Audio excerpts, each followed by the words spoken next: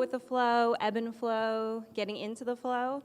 The idea of flow is central to our idea of creativity, community, and life. But what is it exactly?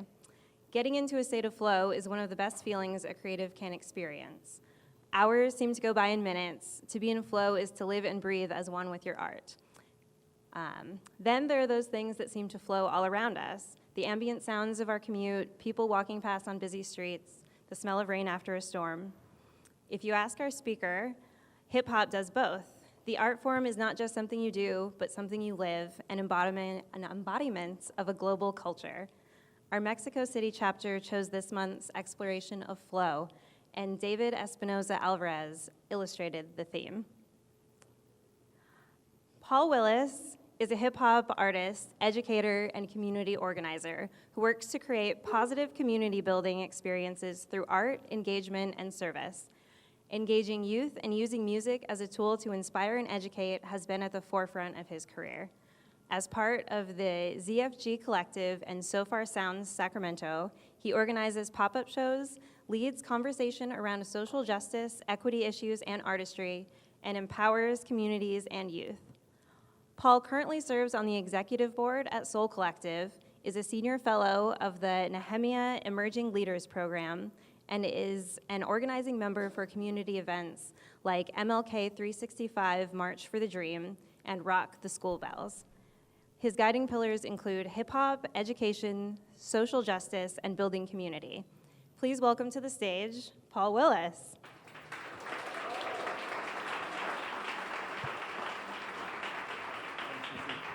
Appreciate it.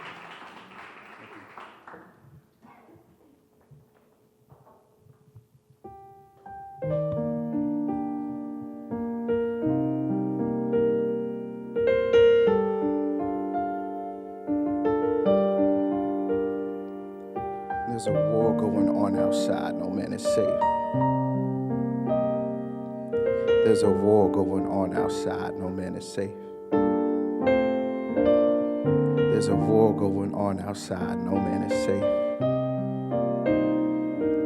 There's a war going on outside, no man is safe. Teacher, teacher, you say that you wish me well, but please tell why I barely got a pass and always fail. Try to excel, know that you would rather see me fail. Dismissing the detention when my life's a living hell. Doctor, fill me with prescription, police throw me in jail.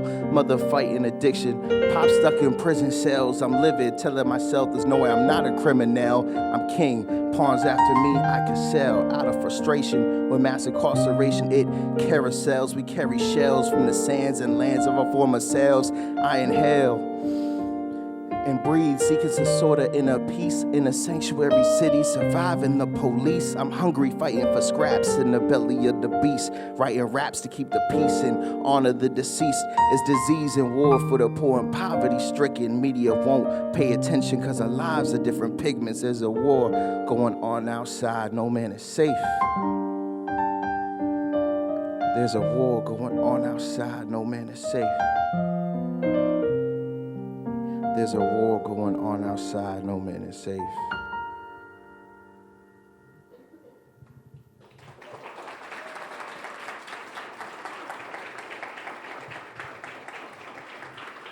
How we feeling, Sacramento? You feeling good? Awesome, awesome. My name is Paul Willis. Thank you, Missy, for all of those amazing things that you shared. Appreciate it. I often find that it's easier to express through music and through poetry than speaking. I find that I can ramble, so I like to kind of incorporate music and poetry into opportunities like this. So are we okay with that? Awesome. And I like to introduce myself and start with my life story and all this stuff, but again, because I ramble, takes too long. So I wrote this piece instead. It just requires some crowd participation. Can we do that? Okay. All right, cool. So when I say, this is straight from my book of rhymes, I'm going to need you to say right after that, my book of rhymes. So we're going to practice it. We're going to jump in, okay? So this is straight from my book of rhymes. This is straight from my book of rhymes. This is straight from my book of rhymes. This is straight from my book of rhymes. Y'all got it. Y'all sound good. Okay. We got our coffee, we got our donuts. There's a lot of love and energy in the building. This is awesome. Okay. So here we go. I went from Jamaica Plain all the way to Bodega Bay. Things were straight from 1987 to 98. Then the hits came and shit changed with the quickness. When I was 12, my grandma's diagnosed with a sickness. See, books was black and white. My school was black and white. One of 13 blacks who could bridge that divide. No disrespect. Friends were upper middle class with intellect. Stunting in class because being street was easy to expect. Black but not hood enough. Smart but not good enough. Leader because I've lost so much that I could erupt. It was only a matter of time before I was out of my mind. Every summer was reckless. My mom was out of a job. And brothers in and out the house, some were friends, others foes. Squares tried to keep me boxing, so I stayed on my toes, praying to the Lord. Is this my ceiling or my flow? Can't open the next door until the last one's closed, because this is straight from my book of rhymes. This is straight from my book of rhymes. This is straight from my book of rhymes. This is straight from my book of rhymes. I almost drowned when I was 7. I heard the waves, the chains, the ships, belly of the beast. I was losing it. Grandma sacrificed hospital nights was a crucifix. My mom was sacrificed by her dad on some voodoo shh. It seems like the dark runs in the family. Veins suffocate my blood clot when you hang with me. Stick and move, kick the kitchen stool, witches brew. I got miles to go before I sleep comfortable. Still I have no fear. Should have been dead, but it is so clear. There's something more that's meant for me than what I know here. I watch the sun grow into Apollo. Just because you claim to be a leader doesn't mean I will follow. Dreams stuck in between, couple ounces in a bottle, barely hanging on now. Why would I care about tomorrow? Can't tell if my future bright with a past full of sorrow. I hope I can feel what's been hollow. Because this is straight from my book of rhymes. This is straight from my book of rhymes. This is straight from my book of rhymes. This is straight from my book of rhymes. The greener weights couldn't sleep away those dreamer days, couldn't ride through Bromley Heath without a key to stay. Summer heat ablaze, my OGs kept their beef away from the kids who couldn't claim the corners they patrol, had to move through cliques trying to crack the code. No one knew where I lived, see that was tactical. I'm practically an anomaly, actual dramatic comedy. Miracle I made it out based on my geography. Constantly going back, I know my hood is proud of me. Even when we once weren't free, they're not allowed to be.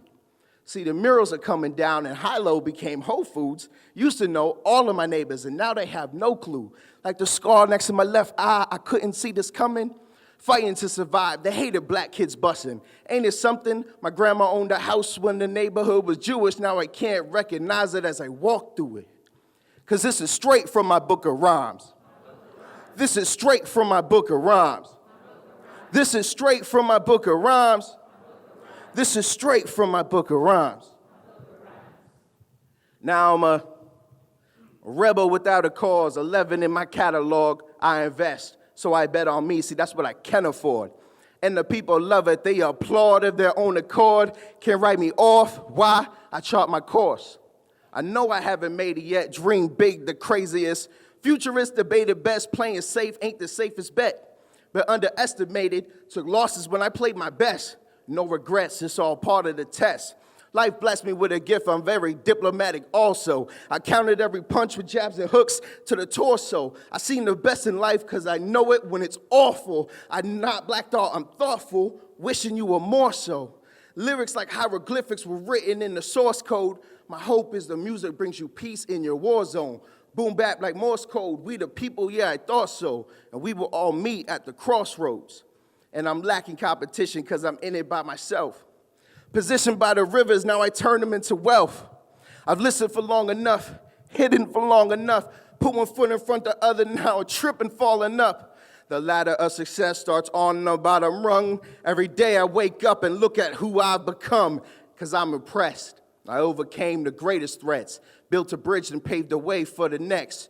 No idea what the future holds, but truth be told, every pen stroke is gold, and I've broken all the molds. I'll never know what it's like to have sold my soul or lose control. Beauty is the sight I behold. I'm writing a renaissance. I'm cut from a different cloth. Sauvignon Blanc and fromage. I'm a Don. 11 albums in, and I'm thinking about retirement, but I have the world to inspire me. Thank you.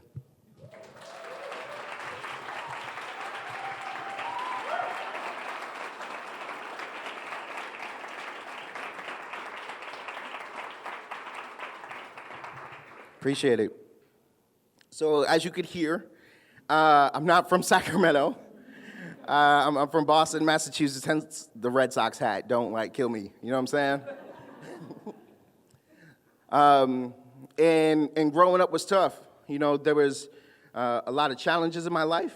But my grandmother raised me from when I was 3 days old. There's a lot of love in my household as well. My mom was addicted to drugs and alcohol. You kind of heard that in the music. There's no father's name on my birth certificate. My grandmother used to joke. She used to say, I am your mother and your father. and she was amazing. She really did a good job. She worked to instill these values in me that you kind of heard a little bit about today, right? But these values around education and service to one's community. You know, she wanted me to go to college, get a good job, and make a bunch of money and give it all back. I went to college. I did not finish. And I didn't make a bunch of money, but I made a career out of giving back to the community, right? So I see a whole bunch of head nods in the room. Other people do that too? Great. I'm so glad I'm not the only one. No, I know I'm not the only one because there were people who were pouring into me, they were giving to me when I was younger and when I was going through the things that I was going through. And I felt this responsibility to then pay that forward, right? So now I build in hip hop, education, social justice, and opportunities to build community into every single thing that I do. It doesn't matter if I'm rocking a show, I try and build community there at the show. I don't really perform in bars and clubs. That's not where you go find me. That's not really my scene, you know what I'm saying? You heard what I did, that's not a party vibe. So I'm just glad I got a chance to share that with y'all and you understand where I'm coming from. But the idea, right, is to inspire others through art and then being a real model and not just a role model. Right? My life's not perfect. It doesn't have to be. Your lives aren't perfect, and you don't have to be. We get caught up a lot, I think, in social media and this day and age where branding is everything is captured and all of that. But it's okay to kind of be vulnerable, let your guard down. And that's really what opened a lot of doors for me here in Sacramento. Because when I moved here, and it's not that Sacramento's cliquey at all. There are so many folks who welcomed me with open arms. People were so friendly here when I first got here. You still are, I promise. Promise. But I knew 4 things about Sacramento. I'm gonna tell you what I knew that you were in Northern California, different than Southern California. You know, I knew that it was the capital. I knew that the Kings played here. And that the Terminator was the governor, so I might see him. But through sharing myself, by sharing my story, not just professionally, but in the arts community as well, I was able to meet so many amazing people who are creatives, folks like yourselves in this room, that help connect me with a number of professional opportunities and then also artistic opportunities. And I've been working really hard to try and balance the two, right? Folks feel like if you can't be a full-time artist, then you need to have a side hustle. And I've always felt my art, it's not necessarily a side hustle. It's not a thing that I do that's extra in my life. It's kind of who I've always been. Right? I wrote my first rap when I was 12 years old, and it was about my favorite book that I was reading, Red Wall by Brian Jock. I highly recommend it. We got some Red Wall fans? That's what's up. Y'all are so cool. All right, we're gonna look. But In sharing myself and in sharing this art, the people that I've met, there are these like invisible barriers, right, that exist. And sometimes when you meet somebody and you tell them, hey, I'm a hip hop artist, they will try and like box you in, and you are now the hip hop artist. You can't be anything else, right? I moved out here to help start up an education nonprofit called City Year. It's an AmeriCorps program. We place teams of volunteers in the schools to be tutors and mentors for students. And we were at a training at the district, and it was a professional development, and it was about how do you use hip-hop as an engagement tool. And I was like, oh, I already do that. What's up? And there was a DJ in the workshop, and he started spinning beats, and he was like, hey, is there anybody in here who would like to rap? Yes. So I hopped up there and I got on the mic and I did my freestyle, and it connected and resonated with other folks in the room. One of those folks is, somebody who I regularly do business with, all the time now, right? So it was through that networking, that connection, by sharing my art, that I then was able to leverage into business and professional spaces. There's so many things that I've learned through hip hop. How to market and do promotion, because when you don't have money to pay an advertising team and you refuse to get signed by a label because they completely take over your message, and that's not the route that I want to go in. Those marketing skills, those promotional skills, being aware of branding, all of those things translate professionally, right? Folks like Jeffrey, folks like Mr. Lewis, right? They aren't just these one-trick ponies. Jeffrey doesn't just play piano. Mr. Lewis doesn't just do video. Folks like that are educators as well. They own their own clothing lines, right? They are audio engineers. So these multiple skills can then translate into different ways. And I know that there's a lot of creative people here, and you might understand that, and you get that. But when I talk with people in nonprofit spaces, and they're like, yeah, we hired you to manage people. All that other stuff is cool, but we don't need that. I'm like, no, that's actually the value that I'm bringing to the table is, hey, you are looking for people to donate backpacks. Well, I just performed at this community event, and these folks were giving away backpacks. Let me connect the dots, right? And those relationships, when you deeply are ingrained in the community by putting yourself out there, by volunteering, by performing, by sharing your gifts and your talents with the world, right, to make those connections, that then comes back tenfold, right? And not every relationship and interaction with somebody needs to be transactional, right? Those long-term relationships, that's part of this experience that, is being human. And it's easy to get caught up in point of conversion and, I need to sell you on something right now, and if I don't, then I'm a failure. And it's no. A lot of my relationships that I started back then have now blossomed into some really amazing and beautiful things, but it's a marathon. If y'all know Nipsey Hussle, raise your hand if folks in the room know Nipsey.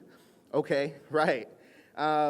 There's a little bit of that entrepreneurial attitude, right, that comes with being an artist and a creative, especially when you're in hip hop. And you have to be motivated, and you have to think about that long-term game. You have to make those investments early. But those can't be surface-level investments. Those kind of have to be deep-seated investments, right? Stuff that you really fundamentally believe in. That's why I lead with the things that I value, and I put it in my bio, right? So that when I show up in the spaces, they know, this is who I am. I'm hip-hop, right? That's my social media handle. Paul Willis is hip-hop. And I'm about education and social justice and building community, right? So I just wanted to share some of those things because it's led me to this interesting place now in my life. And it's actually a place that I could not have predicted. No dad, right? My mom wasn't really around growing up. My grandmother, she passed away in 2010. So before I jumped into being this full-fledged professional, there wasn't anybody who could give me the codes about understanding what navigating this world and this space meant, right? But I quit my job a month ago. And yeah, thank you. It's interesting because that always gets like a mixed reaction from folks. People are like, oh my gosh, I can't believe you would do that. Why would you do that? But it wasn't like without a plan, right? I was working at a place where I knew I had so much more to offer that I had to leave. Because every day that I'm there, I'm feeling like, man, I don't get to fully express my gifts and my talents. So I took that risk, right? And as somebody who's like willing to perform on street corners and buses and light rail stations and anywhere, right? Hip hop has kind of helped me become more comfortable with taking risks, right? Because when you put positive energy into the world, you get that back. So by taking this leap, right, I went ahead and started my own business around consulting, which is super dope. What I consult about are the things that you hear in my music, right? So I'm talking about diversity, equity, inclusion. I'm teaching businesses how to have these really difficult conversations about race, class, gender, privilege, bias, and it's coming from this perspective of somebody who's taken this non-traditional path, right? I had a 15-year career in education youth development. I didn't have a college degree. You're not supposed to be able to do that, right? I do hip hop and I don't perform in bars and clubs. I perform in like coffee shops and classrooms, right? You're not supposed to be able to do that. So when I'm walking into boardrooms or corporate settings and I'm having meetings with professionals throughout Sacramento, and we're talking about microaggressions or triggers that are happening in their workplace, and they're around these conversations of like, hey, like this person in a meeting said, we need to rethink this because it's loaded with bias and or privilege, right? Or, hey, our impact in this space could be seen as racist, right? Folks are like, what? You're attacking me. I feel offended and all of this stuff, as opposed to looking at those conversations as opportunities to dive deeper, create more understanding, and to build that community in a more authentic and truthful way, right? So I felt like I've had to navigate these conversations my whole life. So it's time that I like start to do that and make that part of my like mission in life's work, right? So you heard me talk about like wanting to retire from hip hop, which is real, because I'm about community impact, right? In the past 7, 8 years, I've released 9 albums. This year, it's gonna be like 5 albums in a single year, 3 are out. The 4th is being mixed and mastered.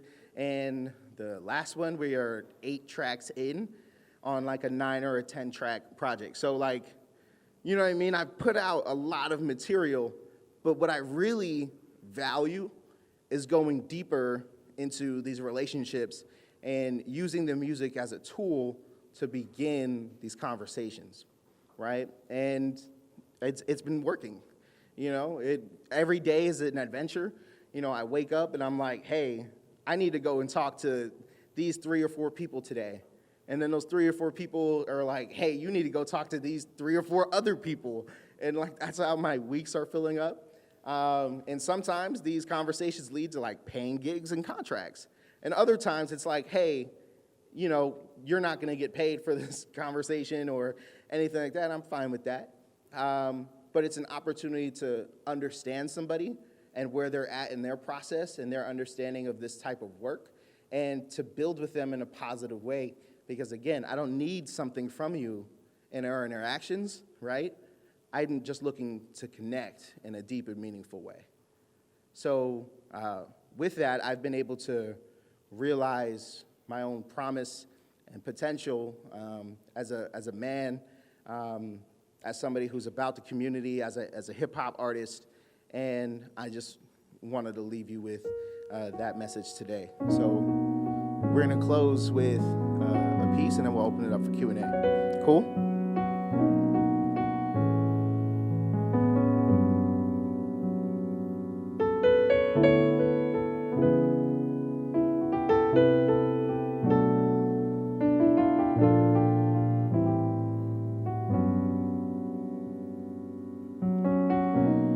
What's in a promise?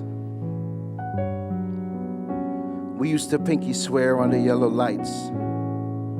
You were seated comfortably on my handlebars as we cruised through the neighborhood. We bend dirty street corners and whispered secrets till my grandma would call me home. What's in a promise? You worked yourself around the clock so that we would have enough. The bodega and the pizza shop knew all of us by face and by name. They would feed us when you were double shifting at Beth Israel. We went to church and swore that God would always guide us, and you always have. What's in a promise? Man.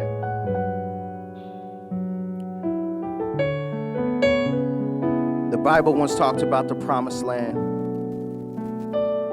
but it wasn't a physical place. It was a state of mind. It was a state of being. So be trust, be faith, be love, become your promise, and may all of your dreams come true.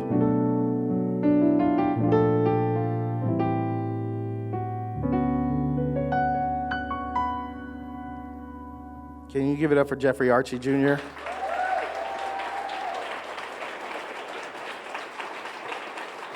You are so dope, man.